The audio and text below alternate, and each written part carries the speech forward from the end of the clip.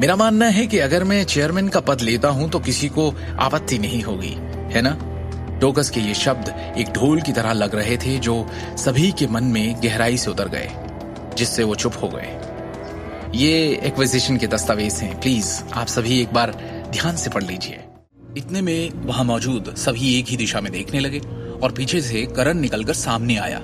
विक्रम ने उसे ज़हीन नजरों से देखा।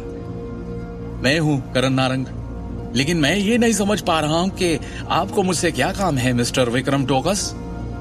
करण ने झुंझलाहट भरी आवाज में ईमानदारी से कहा। अब मेरा मतलब है विक्रम सर। विक्रम ने बिना कोई प्रक्रिया दिए उससे पूछा, कंपनी में आपकी क्या पोजीशन है? और इतनी बड़ी कंपनी के मुलाजिम होने के नाते आपको इतना भी नहीं पता कि बिना बारी के बोलना सही नहीं? विक्रम ने यह कहते हुए करण की ओर अपनी ठंडी निगाह डाली और पास पड़ी मोहर उठाकर तेजी से करण की तरफ फेंकी। और जैसे ही वो सील करण के पेट से टकराई, उसके होश उड़ गए और उसे लगा जैसे उसे हथौड़े से मारा गया हो। जैसे ही उसके पेट से दर्द ऊपर की ओर बढ़ा, उसने बैठक से पहले खाया हुआ सारा खाना कॉन्फ्रेंस रूम की टेबल पर उल्टी कर दिया। करण गुस्से से भड़क उठा, क्योंकि उसे लगा था कि विक्रम ने उसके साथ अन्याय किया है और सबके सामने उसे अपमानित किया है। हालांकि उसने विक्रम को अपनी आंखों में शुद्ध घृणा के साथ देखा, लेकिन उसने विरोध का एक भी शब्द कहने की हिम्मत नहीं की। उसे अभी भी समझ नहीं आया कि रायजादा ग्रुप का ये सेक्रेटरी उसे क्यों निशाना बना रहा है। विक्रम ने धीरे से कहा, अब आप सब लोग मेरी बात ध्यान से सुने। मुझे पूरी उम्मीद है कि आप सब ने इस टेक ओवर के पेपर्स अच्छे से पढ़ लिए होंगे। हमारे रायजादा परिवार ने नारंग के आभूषण समूह से बड़ी संख्या में शेयर और संपत्तियां क्यों खरीदी, इसका कारण यह है कि हमने नारंग के आभूषण निगम की क्षमता को समझा और उसमें इंटरेस्ट दिखाया है, क्योंकि इसके पास महान विकास मूल्य है। इसलिए आप सभी शेयर होल्डर्स को फिलहाल के संकट में होने वाले नुकसान के बारे में चिंता करने की कोई जरूरत नहीं। हमारी टीम की व्यावसायिकता कंपनी को अधिक लाभ मूल्य बनाने की ओर ले जाएगी। सभी शेयरधारकों को केवल उस प्रणाली का सख्ती से पालन करने की आवश्यकता है जिसे मैंने संशोधित किया है और इसे पूरा किया है। भविष्य में हमारा व्यवसाय निश्चित रूप से अधिक ऊंचाई तक बढ़ेगा, पहले से कहीं ज्यादा। उपस्थित 20 से अधिक शेयर होल्डर्स ने सहमति में अपना सिर हिलाया। उनमें से हर एक के दिल में अपनी अपनी योजनाएं थी। उन सभी ने रायजादा ग्रुप के टेक ओवर पेपर्स और स्कीम को ध्यान से पढ़ा था।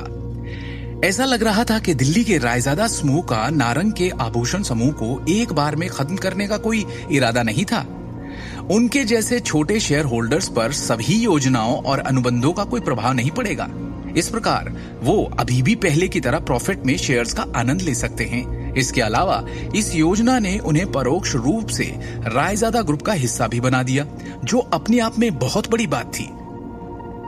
वो ये भी देख सकते थे कि हालिया संकट स्पष्ट रूप से अजीत नारंग और करण नारंग की तरफ इशारा कर रहा था और उन्हीं पर लक्षित था।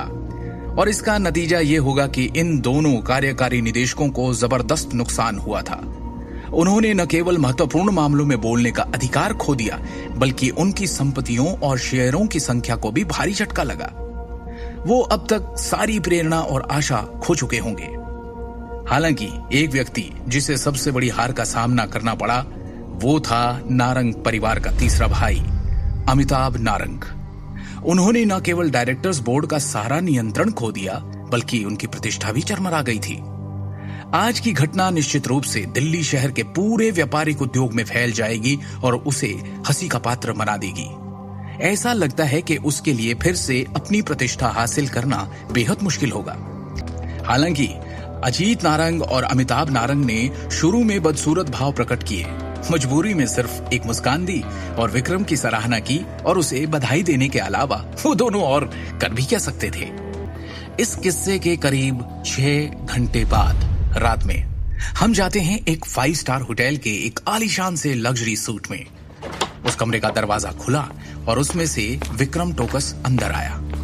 उसकी चाल में नारंग के सामने वाला रोब नहीं, बल्कि एक नरमी है। उसने अंदर आते ही झुककर नमस्ते कहा और धीरे से चाय की मेज के सामने सम्मान पूर्वक खड़ा हो गया, जैसे कि किसी व्यवस्था की प्रतीक्षा कर रहा हो।